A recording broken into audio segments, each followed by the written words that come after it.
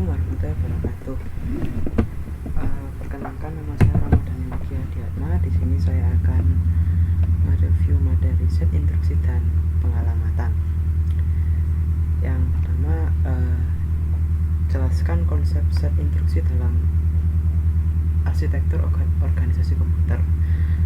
Jadi set instruksi adalah sebuah kumpulan bahasa atau set rentetan instruksi yang digunakan komputer untuk mengetahui apa perintah yang harus ia kerjakan. Nah, dalam instruksi itu sendiri terdapat beberapa bagian atau elemen seperti operan dan operation. Nah, kalau kita analogikan dengan bahasa manusia sehari-hari seperti contoh ini, 2 plus 2 sama dengan 4, maka operan atau hal yang kita operasikan kita sebut saja sebagai operan ya. Di sini adalah 2 plus 2. Nah, 2 ini adalah 2 dan 2 ini adalah operan. Sementara tanda plus ini adalah operation. Nah, 2 plus 2 ini kan akan menghasilkan angka 4. Nah, di sini 4 ini nanti kita analogikan atau kita istilahkan sebagai result atau hasil. Nah, dalam arsitektur organisasi komputer, analogi seperti ini amatlah penting karena analogi semacam inilah yang dapat dipahami oleh komputer itu sendiri. Nah, namun tapi penggambaran seperti ini amatlah rumit bagi komputer. Maka dari itu, analogi semacam ini kita ubah menjadi bahasa mesin atau bahasa assembly agar mesin komputer dapat memahaminya secara mudah. Nah, dalam instruksi kita mengetahui beberapa konsep. Nah, kita harus mengetahui beberapa konsep seperti elemen instruksi, representasi instruksi, tipe-tipe instruksi, tipe nomor address instruksi, dan desain set instruksi. Mari kita buka satu persatu. Nah, dalam elemen kita mari lihat ke beberapa bab sebelumnya. Nah, di sini ada sebuah siklus state. Nah, siklus instruksi. Pertama kita di sini adalah instruction address calculation adalah mengambil address instruksi yang perlu kita kerjakan, lalu address itu di fetch dan seterusnya. Nah, kita tidak akan membahas satu persatu ini, tapi kita membahas komponen-komponen yang diperlukan dalam instruksi-instruksi ini. Nah, komponen-komponen yang diperlukan itu atau komponen itu disebut elemen-elemen set instruksi. Nah, apa saja elemen-elemen dari set instruksi itu? Pertama, untuk memudahkan kita memahami set instruksi atau elemen-elemen instruksi, kita contohkan memiliki dua instruksi sebagai berikut dengan asumsi FIFO, yaitu first in first out. Nah, instruksi yang pertama masuk adalah A kali B. Ini kita sebut sebagai, katakanlah, instruksi pertama. Selanjutnya adalah C min D adalah instruksi kedua. Nah, dengan semua value yaitu A, B, C, D adalah sebuah variabel yang tersimpan dalam alamat memori yang berbeda-beda. Semisal A menyimpan value katakanlah 3 atau B menyimpan value katakanlah 1 dan sebagainya. Nah, kita perbesar dari bagian A kali B ini ya, karena komputer akan mengerjakan instruksi pertama yaitu A kali B. Nah, di sini kita dapat melihat bahwa perkalian sederhana yaitu A dikali B dengan tanda tanya itu sebagai result. Nah, di sini A ini itu merepresentasikan sebuah alamat, katakanlah alamat operan 1. Kita notasikan di sini O1. Lalu di sini tanda perkalian di sini adalah operation code. Kita notasikan dengan OP code untuk selanjutnya. Dan B ini adalah alamat dari operan 2. Kita notasikan dengan O2. Nah, mengapa kita memerlukan alamat-alamat ini?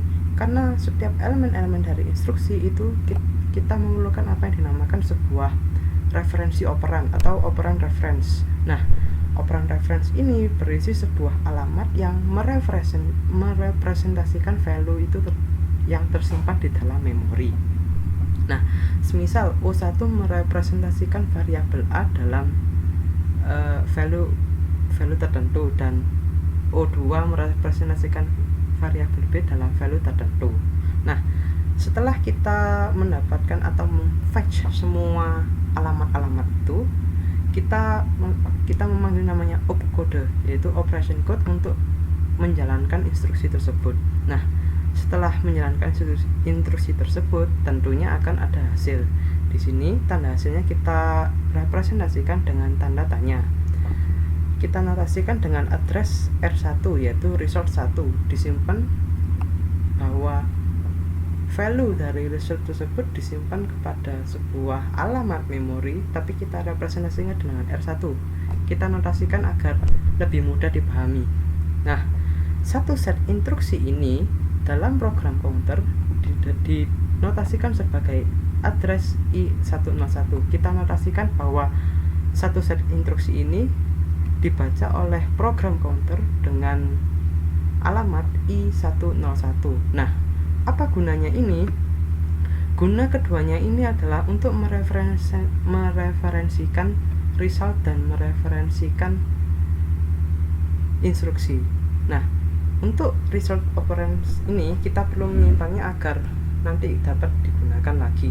Nah, untuk yang address ini agar program counter dapat mengetahui instruksi selanjutnya apa yang dapat dikerjakan atau apa yang harus dikerjakan.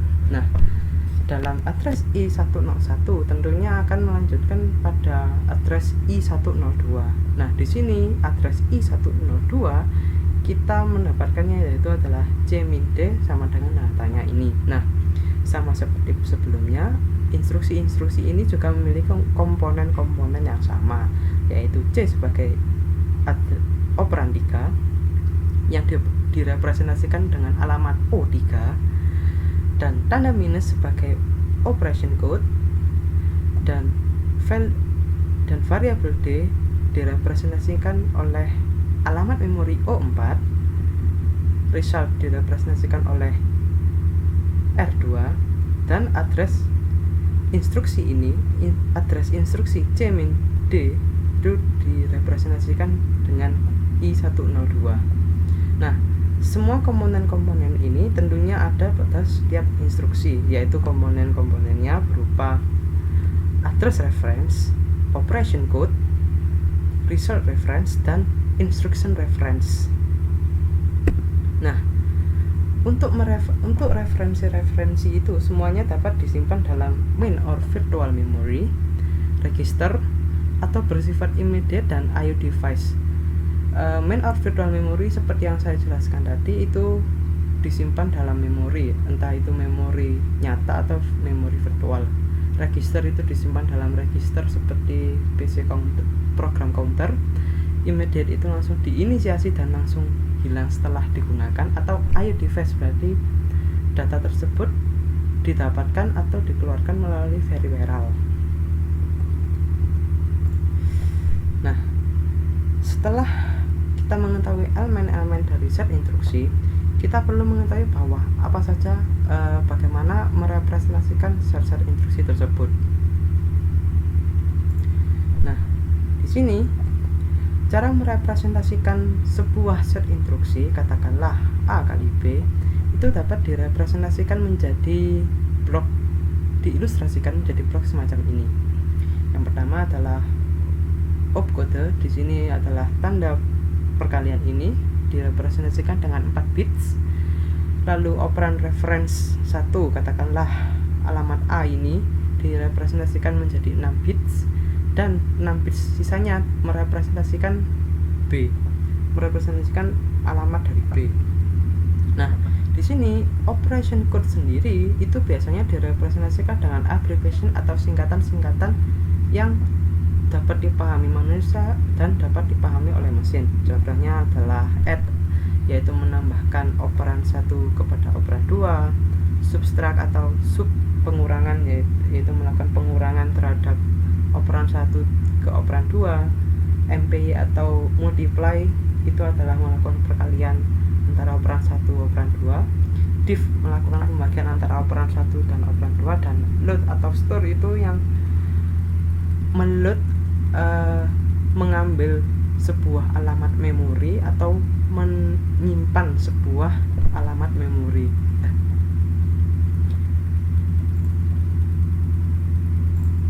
Nah, dari representasi itu kita dapat memahami bahwa kita lanjut ke tipe-tipe instruksi. Tipe-tipe instruksi dalam set instruksi itu dapat dibedakan menjadi 4 karena kita analogikan sebagai 4 fungsi komputer yang utama, yaitu data processing, data apa aja yang kita akan proses di perangkat komputer kita, data storage, data yang perlu disimpan baik jangka pendek maupun jangka panjang, data movement, yaitu data yang perlu disampaikan ke output atau data yang kita ambil dari lingkungan, dan kontrol. Nah, fungsinya seperti yang dijelaskan ini, tapi namun saya berikan contoh-contohnya. Seperti data processing itu seperti arithmetica and logic. Nah, seperti add atau fungsi sub atau fungsi multiply atau fungsi logika seperti and, or atau negation dan sebagainya. Nah, data storage ini yaitu data bagaimana cara instruksi-instruksi ini menyimpan data seperti load, store, dan move. Nah, terus data movement ini adalah data yang perlu disampaikan bagaimana cara komputer ini itu berkomunikasi dengan lingkungan, berkomunikasi dengan IO device. Semisal di sini salah satu contohnya adalah read and write. Read untuk membaca sebuah masukan dari user, dan write adalah untuk menunjukkan kepada user apa output yang telah dikerjakan oleh komputer. Untuk kontrol sendiri yaitu untuk test dan branching, di sini menggunakan kontrol itu untuk mengkontrol status atau mengkontrol status semua bagian komputer agar tidak mudah error dan sebagainya. Nah, untuk branching sendiri kita komputer akan memprediksi apa instruksi yang akan dilakukan bila mana instruksi sebelumnya itu dilakukan. Jadi misal katakanlah ada sebuah instruksi A. Nah, agar sebuah komputer itu efektif, maka komputer akan memprediksi setelah instruksi A dia akan melakukan instruksi, katakanlah instruksi D, agar tidak terlalu lama dalam melakukan load instruksi. Jadi seperti memprediksi apa yang mungkin instruksi yang akan dilakukan oleh user selanjutnya.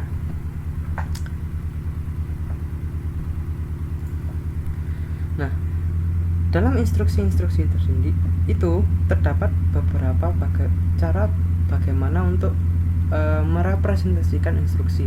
Nah, bagaimana cara merepresentasikan instruksi tersebut berdasarkan nomor-nomor address atau nomor-nomor alamat yang dimasukkan atau dilampirkan dalam instruksi. Nah, dalam tipe nomor address terdapat 4 macam, yaitu 3 address, 2 address, 1 address, dan 0 address. Kita mulai dari yang 3 address terlebih dahulu. Nah, dalam penggunaan 3 address, kita menggunakan 3 alamat untuk mengerjakan suatu instruksi. 3 alamat ini maksudnya adalah 3 alamat operan untuk mengerjakan suatu instruksi. Nah, untuk formatnya adalah sebagai berikut, yaitu OP sebagai operation code, A, B, C, di mana A adalah sebuah alamat untuk menyimpan dari instruksi yang dilakukan oleh operan B dan operan C. Di sini yang A hanya berfungsi sebagai tempat penyimpan, sementara B dan C adalah operan yang kita operasikan. Nah, sebagai contohnya adalah sebagai berikut. Katakanlah add A, B, C. Nah, di sini berarti adalah kita jumlahkan B plus C terlebih dahulu, lalu kita masukkan resultnya itu dalam alamat A. Contoh yang lain seperti div A, B, C, yaitu ya itu sama seperti sebelumnya, yaitu kita membagi B terhadap C terlebih dahulu, lalu kita menyimpannya kepada memori A. Untuk tambahan 3 address ini tidak jarang digunakan karena terlalu banyak memakan alamat. Karena ini 3 alamat operan, yaitu A, B, C. Sementara A ini fungsinya hanya untuk menyimpan hasilnya saja. Jadi terlalu mubazir alamat, sementara alamat dalam memori itu terbatas. Selanjutnya adalah 2 address. Nah, dalam 2 address ini kita hanya menggunakan 2 alamat operan untuk mengerjakan suatu instruksi. Ini formatnya yaitu adalah operation code A, B, di mana A ini adalah sebagai penyimpan sekaligus operan, sementara B ini adalah operan tambahan yang dapat kita tambahkan dari memori. Semisal ini add A, B dapat dinotasikan sebagai berikut, yaitu value A sebelumnya ditambah B itu di store atau disimpan kepada value A yang baru. Lalu ada lagi seperti move A, B, yaitu ya kita mengubah nilai A menjadi nilai B, yaitu seperti kalau dalam gambar blok kita seperti menumpuk alamat A dengan value dari B. Tambahannya adalah dari sini adalah memang instruksi yang digunakan lebih pendek, namun biasanya kita menggunakan storage tambahan atau temporary untuk menyimpan suatu value dari sebuah penjumlahan atau pengurangan. Jadi sebuah operasi aritmatik seperti katakanlah perkalian, pengurangan, pembagian, dan penjumlahan, terdapat kita harus memerlukan sebuah variable temporary untuk menyimpan data tersebut agar data tersebut tidak hilang. Lalu adalah rentetan instruksi lebih panjang karena alamat digunakan lebih pendek. Ini adalah trade off dari number address. Semakin kecil nomor addressnya, maka semakin besar semakin banyak set instruksinya. Selanjutnya adalah one address. Nah, pada nomor one address kita hanya menggunakan satu alamat operan untuk menjalankan suatu instruksi. Jadi formatnya adalah operation code, alamat memori. Di sini maksudnya alamat memori. Nah, terus bagaimana itu cara menyimpan hasil operasinya? Hasil operasinya disimpan secara sementara dalam akumulator. Akumulator adalah sebuah registry yang ada dalam CPU yang memang digunakan untuk operasi matematis. Contohnya seperti ini. Add A itu sama dengan value dari akumulator yang baru itu sama dengan value akumulator yang lama ditambah sebuah value dari alamat bermemori A. Lalu di sini ada load A, yaitu akumulator itu nilainya berasal dari sebuah alamat memori A. Tambahannya memang untuk node dari one address ini lebih pendek, namun rentetan instruksi lebih panjang. Trade off, dan tentunya seperti yang saya jelaskan sebelumnya disimpan dalam akumulator. Tipe nomor address yang terakhir adalah zero address. Nah, di zero address ini sendiri tidak menggunakan address operan sama sekali, namun menggunakan stack. Formatnya adalah operation.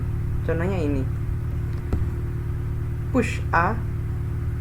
Di sini S melambangkan sebagai stack, yaitu stack ditumpuk dengan sebuah alamat bermemori A. Untuk meng-add kita hanya menggunakan kita hanya menggunakan sebuah perintah add saja. Nah, di sini nanti stacknya akan ditambahi A. Jadi ditumpuk nilai stack sebelumnya akan ditambahkan nilai stack A. Untuk penjelasan stacking ini sendiri nanti ada sebuah sesi di mana nanti ada penjelasan stacking lebih lanjut dalam pengalamatan. Nah, setelah kita mengetahui tipe-tipe nomor address, kita juga perlu mengetahui bahwa bagaimana cara mendesain set instruksi agar komputer dapat berjalan lebih efektif. Nah, desain set instruksi. Terdapat beberapa hal yang perlu dipertimbangkan ketika mendesain set instruksi. Yang pertama adalah operation per hour, yaitu adalah seberapa banyak operasi dan operasi macam apa yang dilakukan serta seberapa kompleks instruksi yang diinginkan oleh user yang akan dikerjakan oleh komputer. Yang kedua adalah tipe data, karena variasi tipe data ini bersifat vital. Semisal kita akan menjumlahkan katakanlah sebuah bilangan integer 2 ditambah 3, tentunya tak akan masalah. Tapi yang jadi permasalahan adalah ketika kita melakukan pembagian dalam integer. Semisal kita membagi katakanlah 3 dibagi 2. Di sini 3 dibagi 2 akan menghasilkan 1, bukan 1,5. Karena integer dibagi integer akan menghasilkan integer. Untuk kita menghasilkan 1,5, maka kita memerlukan tipe data yang lain, yaitu float atau double. Yang ketiga adalah format instruksi. Format instruksi seperti panjang bit, nomor address dan sebagainya. Karena yang seperti yang saya bilang tadi ada trade off-nya. Semakin kecil address-nya maka semakin banyak instruksinya dan sebaliknya. Dan register, seperti jumlah register yang tersedia dalam CPU. Karena tidak semua register itu dapat diakses oleh memori, maksudnya tidak semuanya itu digunakan untuk instruksi. Ada beberapa register yang tidak bisa diakses oleh user karena selalu dalam harus siap sedia untuk kernel mode. Memang bisa digunakan dalam user mode, tapi selalu ready untuk kernel mode agar operating system dapat berjalan lebih lancar. Dan ada juga tambahan seperti mode addressing yang akan saya jelaskan pada beberapa slide setelah ini. Nah, dari ke 5 poin ini itu adalah basic dari instruksi. Maksudnya adalah kita dapat mengetahui sifat natural, maksudnya sifat natural dari instruksi itu semacam apa saja. Tapi kita belum mengetahui sifat-sifat dari operan dan operation. Nah, di sini operan seperti yang kita jelaskan sebelumnya, kayak 2 plus 2. Di sini kan operannya kan 2 dan 2 ini. Nah, tapi kalau dalam komputer operan tidak dibaca segampang itu, karena komputer tidak terlalu memahami bahasa manusia, mereka memahami bahasa mesin. Nah, tipe-tipe operan yang dapat dibaca oleh komputer adalah pertama address. Address di sini seperti yang saya jelaskan tadi, yaitu adalah alamat-alamat yang tersimpan dalam memori. Terus angka, yaitu perhitungan matematis biasanya bersifat immediate. Karakter, yaitu ASCII atau semua operasi string seperti pengoperasian karakter, katakanlah karakter A itu karakter A kecil itu dinotasikan sebagai angka 1, A besar dinotasikan sebagai angka 63. Kalau katakanlah di bahasa pemrograman seperti Java, kita dapat melakukan compare seperti A kecil di compare to dengan A besar akan menghasilkan tidak sama. Meskipun kita sebagai manusia membacanya itu sama, yaitu A, tapi komputer membacanya sebagai angka. Jadi di sini komputer itu tidak serta-merta langsung memahami apa yang dimasukkan oleh manusia. Lalu operan seperti logika, yaitu seperti OR, Di sini bersifat boolean ya, seperti or, executive or, not, and dan sebagainya. Nah, setelah kita mengetahui tipe-tipe dari operan, kita juga perlu mengetahui dari tipe-tipe operation code. Nah, tipe-tipe operation code itu terdiri atas 7, yaitu pertama adalah data transfer, arithmetic, logical, conversion, input output, system control, and transfer of control. Nah, kita mulai dari data transfer. Nah, tipe operation data transfer itu adalah sebuah protokol instruksi untuk memindahkan data. Nah, data yang dipindahkan adalah seperti mentransfer data, mengisi memori read and write, dan menentukan jumlah serta alamat asal tujuan. Nah, data yang dipindah biasanya adalah interaksi antara memori dan register. Semisal di sini ada sebuah alamat yang perlu diambil, yang perlu di load agar CPU dapat melakukan kerjanya. Jadi sebuah alamat nanti akan diinstruksikan, akan dikirim ke register. Jika sudah, maka hasil dari operasi yang dilakukan oleh register atau CPU akan di-store lagi ke dalam memori, semacam itu. Selanjutnya adalah arithmetic. Di sini saya mengelompokkan arithmetic dan logic itu menjadi satu kesatuan, yaitu karena keduanya dilakukan dalam sebuah register bernama arithmetic and logic unit. Nah, sini kan kita membedakannya menjadi perhitungan dan logika. Untuk perhitungan biasanya kita menggunakan kita notasikan dengan perhitungan matematis biasa seperti 2 ditambah 2. Sementara untuk perhitungan logika kita menotasikannya menjadi seperti ini, 1 and 0, dimana 1 ini adalah true dan 0 adalah nilai false, boolean. Nah, keduanya ini dilakukan oleh ALU. Untuk tambahannya seperti I++, I-, di sini adalah increment dan decrement, serta ABS ini adalah absolute atau mencari nilai mutlak, dan neg adalah sebuah nilai negasi. Itu termasuk kedua dari ini, termasuk aritmatika dan logik. Untuk logika sendiri ada tambahan seperti bitwise, seperti shift kanan, shift kiri, atau rotate dan sebagainya. Jadi kita dapat melakukan penghitungan dengan cepat dengan melakukan bitwise operation. Selanjutnya adalah conversion. Tipe operation conversion sendiri adalah untuk mengubah format data dari satu tipe data ke tipe data yang lain. Contohnya seperti bagaimana cara kita mengubah format dari desimal ke biner dan juga sebaliknya, atau desimal ke heksadesimal, atau desimal ke oktal, atau tipe apapun ke tipe yang lain. Nah, untuk contoh yang lain seperti EAS-390 translate instruction, yaitu adalah mengubah dari suatu format data yang tersimpan di register dan hingga register ke L oleh register kedua. Ini adalah salah satu tipe operation translate yang sering digunakan. Selanjutnya adalah input output. Di sini tipe operation input output ini banyak menggunakan implementasi dari bentuk-bentuk I/O seperti memory mapped.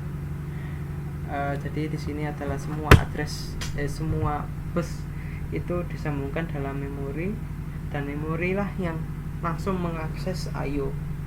Ini memory mapped I/O ini telah dibahas dalam bab selanjutnya, dan mari kita lewati saja. Terus ada DMA, yaitu direct memory access, yang digunakan untuk memori tidak akan meminta sebuah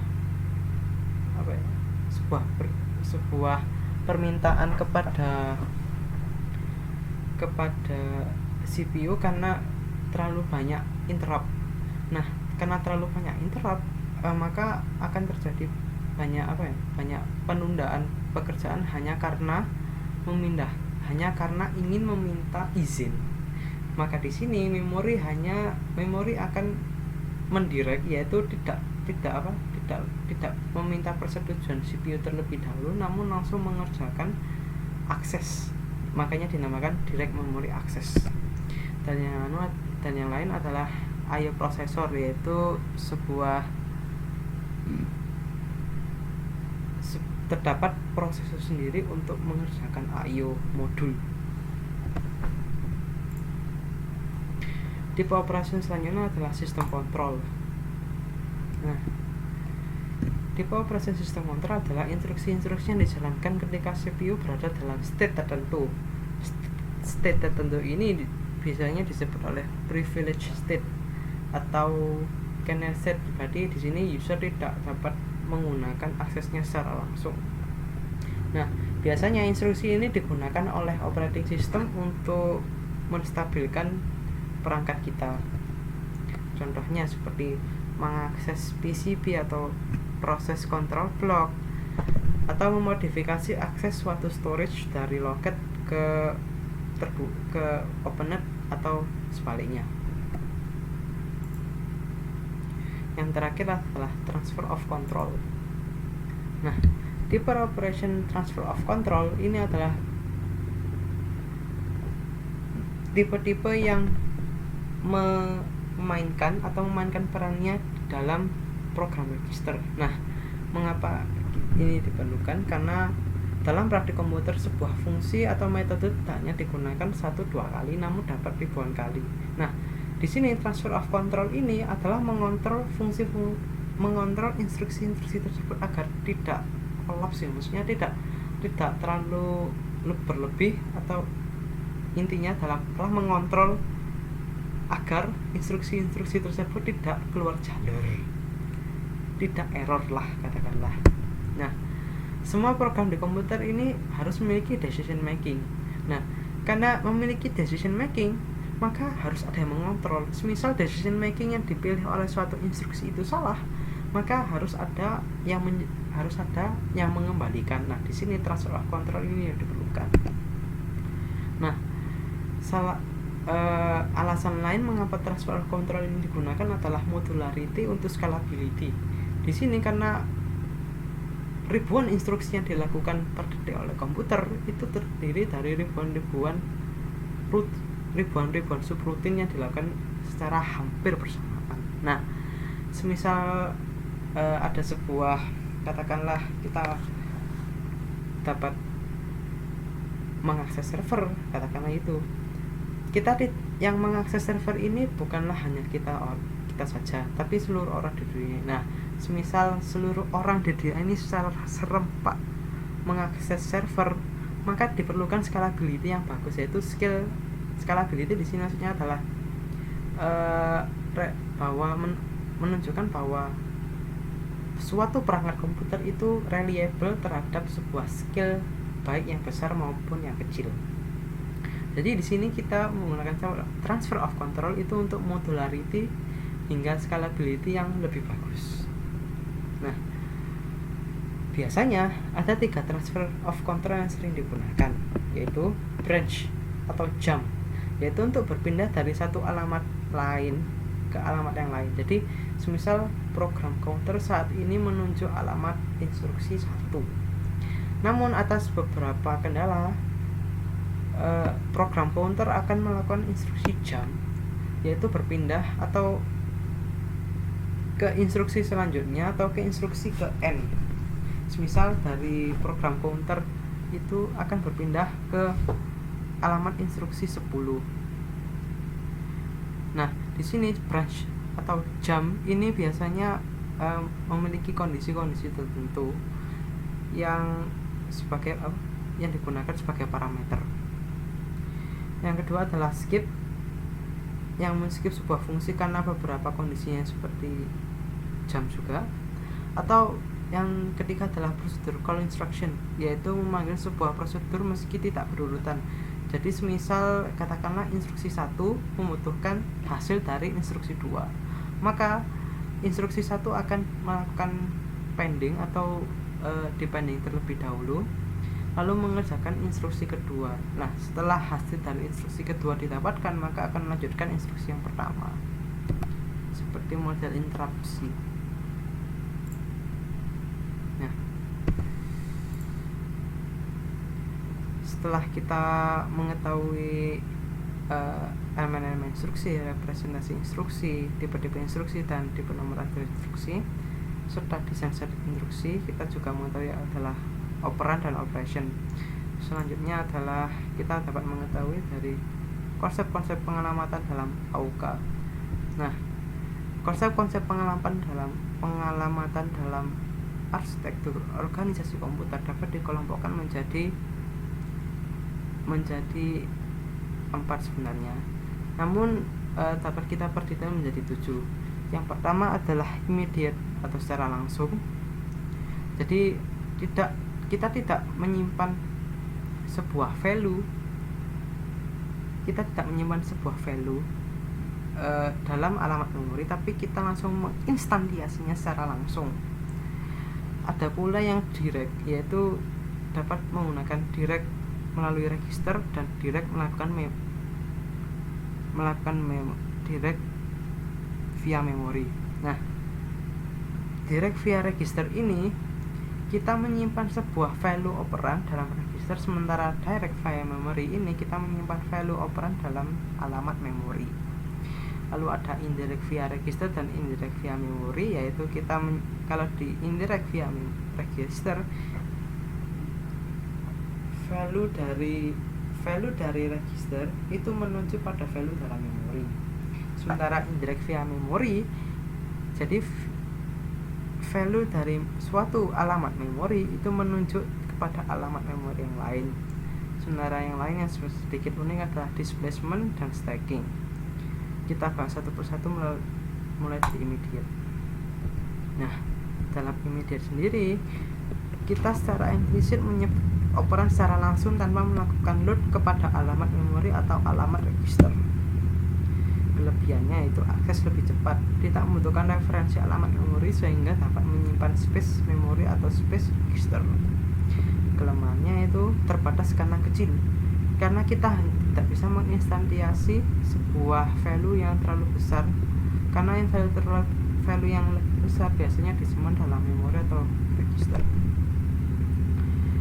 Untuk formatnya yaitu adalah operation code, pagar, ada lambang pagar di sini, dan V adalah sebuah value yang dimaksud. Misal seperti ini, add pagar 3.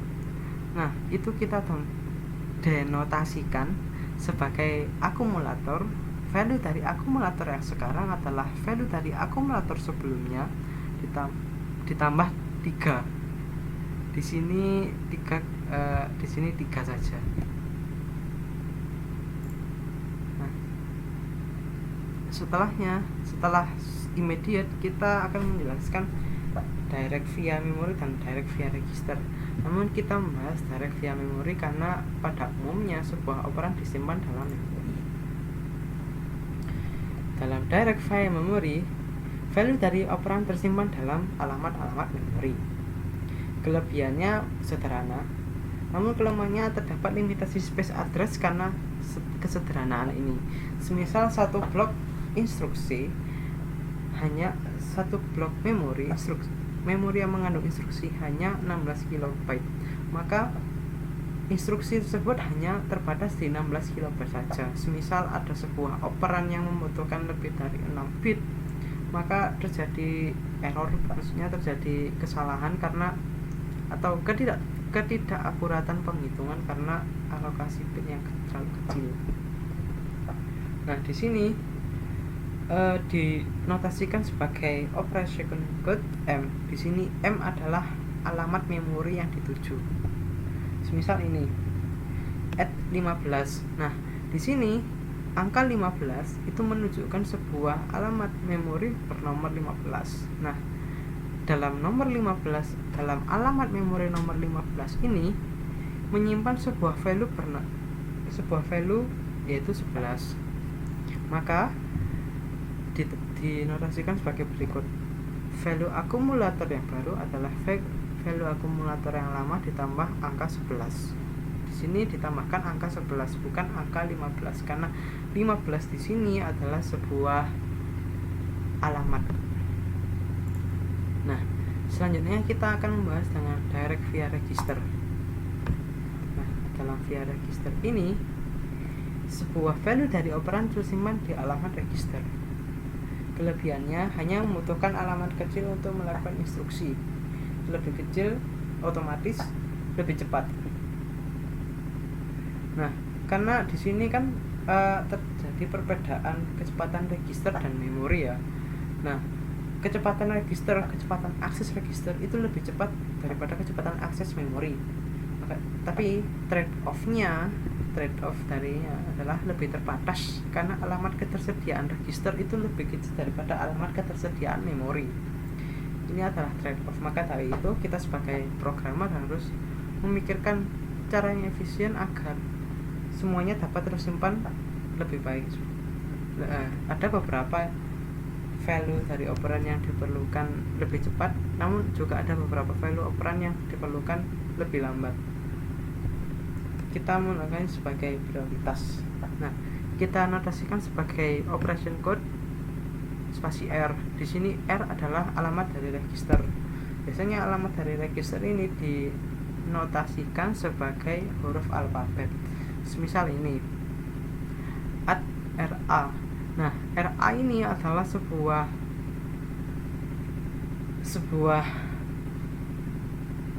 alamat register dengan value operan bernilai 10. Maka dari itu value akumulator yang baru adalah value akumulator yang lama ditambah 10. Di sini ya. Perlu kita selanjutnya adalah menggunakan indirect. Nah, di sini indirect biasanya digunakan via register atau via memory. Kita bahas dari yang via memory. Nah, indirect via memory adalah value dari operan tersimpan di alamat memori yang direferensikan juga di dalam memori. Untuk penjelasannya dapat kita lihat dari zona berikut. Misal kelebihannya adalah memiliki perpanjangan address dari direct memory addressing. Jadi daripada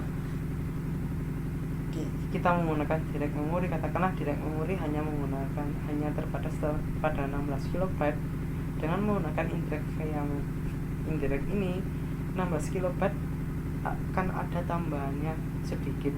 Jadi tidak terlalu saklek pada 16 KB tersebut. Kelemahannya tentunya lebih banyak karena banyak pinpoint atau banyak mereferensikan, terus membutuhkan setidak-tidaknya 2 slot memori, alhasil banyak memakan sumber daya memori tersebut. Kita memakan ketersediaan alamat dalam memori.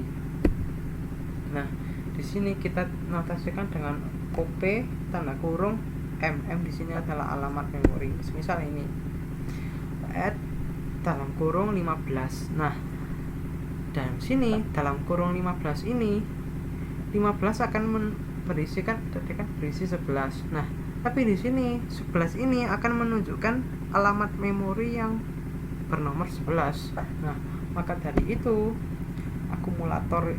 value akumulator yang baru adalah value akumulator yang lama ditambah angka 99.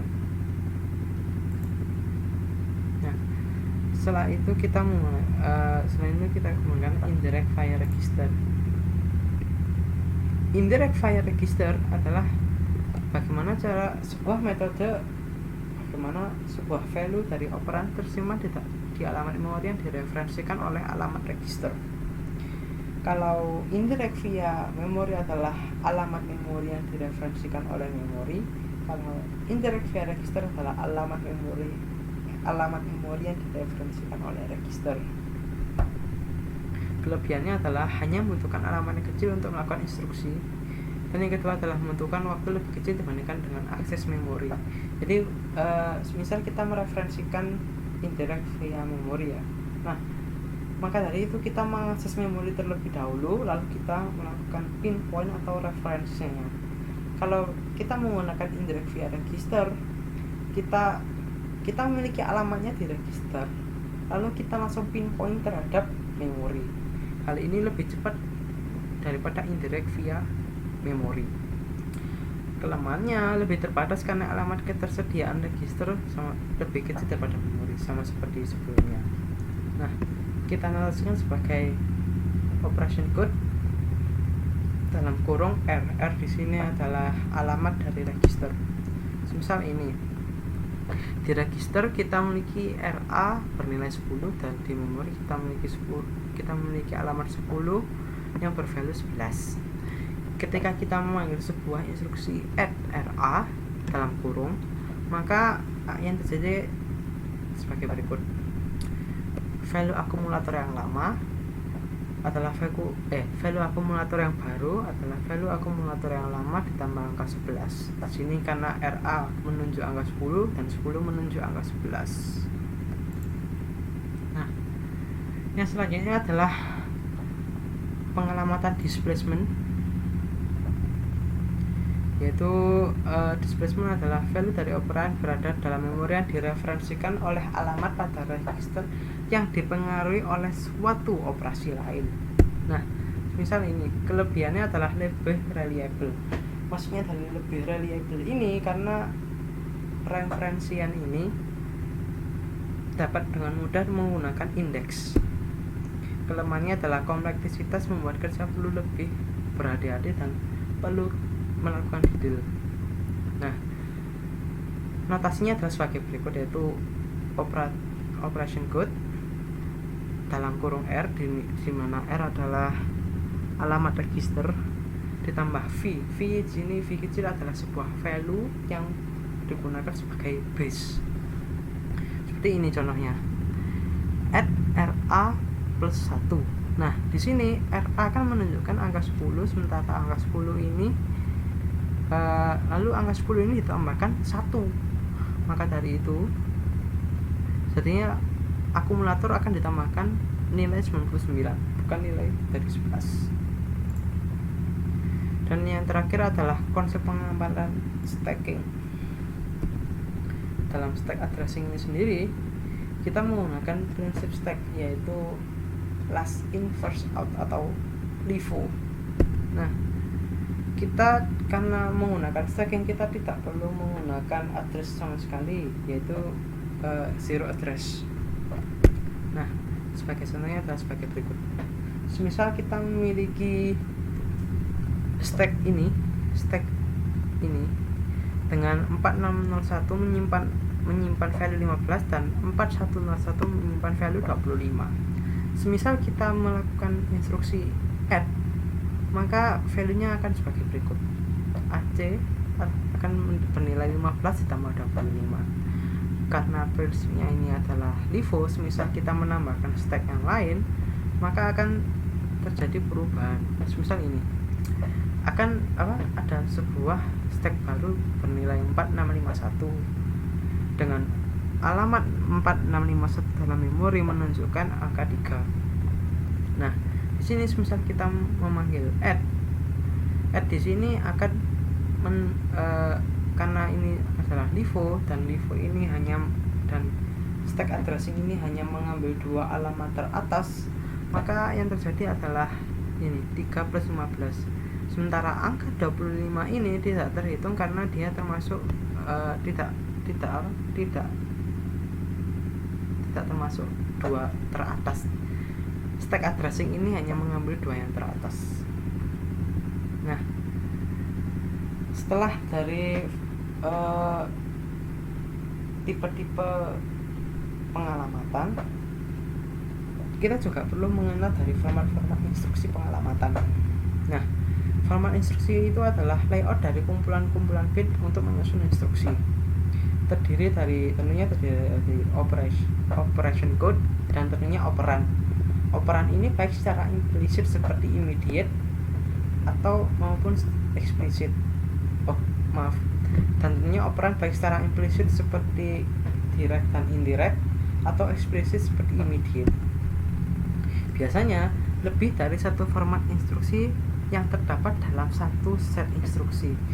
Katakanlah kita dalam satu set instruksi kita memiliki 10 instruksi yang berbeda-beda.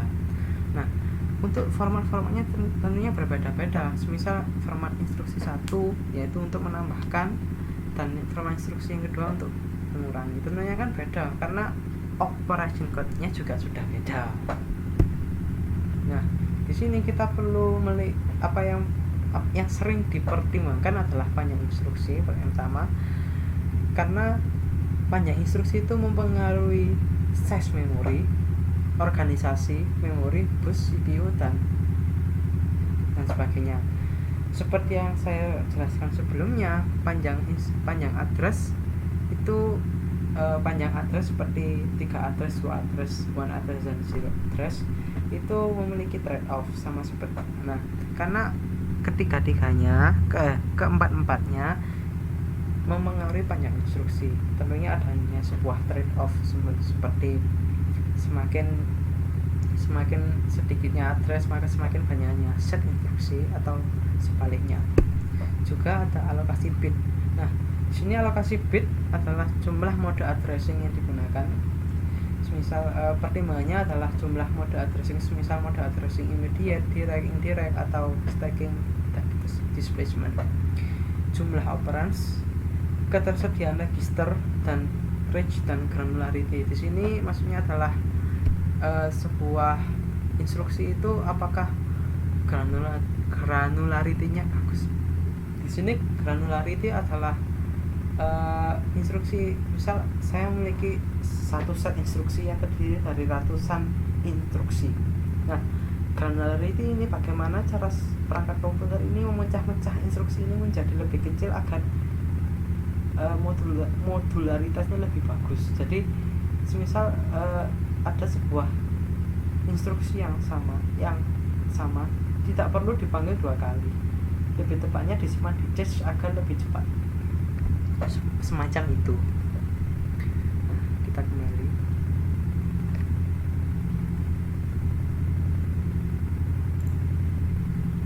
Nah,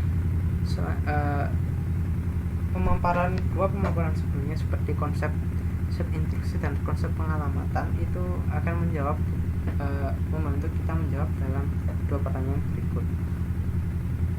Pertanyaan pertama adalah soal nomor 3. Nah, di soal nomor 3 kita dapat kita mengetahui sebuah fungsi, yaitu x sama dengan a plus b kali c d min e kali f. Seperti fungsi matematis, seperti aturan kaidah matematis pada umumnya, perkalian kita utamakan terlebih dahulu daripada penjumlahan dan pengurangan. Nah, bagaimana cara kita mengerjakan menjadi dengan cara 3 address, 2 address, dan 1 address. Itu yang 3 address. Kita lihat persamaan seperti ini terlebih dahulu. Nah, saya menyarankannya untuk mengerjakan dari yang bawah, dari yang penyebut. Misal ini, kita melakukan perkalian terlebih dahulu karena memang kaidah matematisnya seperti itu, yaitu adalah multiply t, e, f, yaitu kita nilai t adalah perkalian e kali f. Nah, kita menyimpan value result dari e kali f terhadap alamat bermemori t. Setelah itu kita melakukan pengurangan sub t dt. Nah, di sini nilai t adalah nilai d yang dikurangi nilai t. Nah, sementara nilai t ini sebelumnya adalah e kali f. Nah, di sini kita simpan t. T di sini maksudnya adalah temporary. Nah, setelah itu kita melakukan yang pembilang sama seperti sebelumnya, kita melakukan perkalian terlebih dahulu, yaitu multiply x bj, yaitu nilai x adalah b kali c. B kali c kita simpan pada x, lalu kita add xxa, yaitu adalah nilai x yang baru adalah x tambah a, di mana x ini adalah b kali c. Kita simpan nilainya sebagai x. Nah, Untuk hasil akhirnya kita melakukan sebagai berikut. Div, yaitu kita membagi x, xt, di mana kita membaginya kita menyimpan value x yang baru adalah hasil dari pembagian xt. Nah, selanjutnya adalah dua address. Nah, dalam dua address ini kita tidak bisa menggunakan 3 address seperti sebelumnya. Jadi pertamanya kita memove E kepada T ini adalah temporary, lalu kita melakukan multiply T terhadap F. Nah, sini setelah kita melakukan multiply T terhadap F, kita akan mengurangi T terhadap D. Nah, di sini kan nilai T tadi kan adalah E kali F dan D kan. Jadi saya menggunakan kembali terlebih dahulu. Nah, setelah kita balik, kita tidak melupakan untuk melakukan negasi. Nah, di sini agar apa yang kita balik tadi itu tidak berubah value-nya. Di sini kita menyimpan sebuah value, sebuah alamat T. Nah, setelah itu kita melakukan yang pembilang, yaitu adalah move x, b seperti ini. Lalu kita melakukan multiply x, c, x kali c, x kali c, terus kita simpan x, terus kita melakukan add x, a, x tambah a, lalu kita simpan x. Nah, di sini kita menyimpannya sebagai value x. Untuk hasil akhirnya adalah div x, t, di mana x yang baru adalah x yang lama dibagi t. Nah, yang terakhir adalah one address. Nah, jika kita menggunakan one address, langkah-langkah instruksi yang digunakan akan makin panjang yang pertama adalah load E, yaitu adalah kita mengisi nilai akumulator dengan E. Lalu kita melakukan mul F, yaitu kita mengalihkan akumulator dengan F.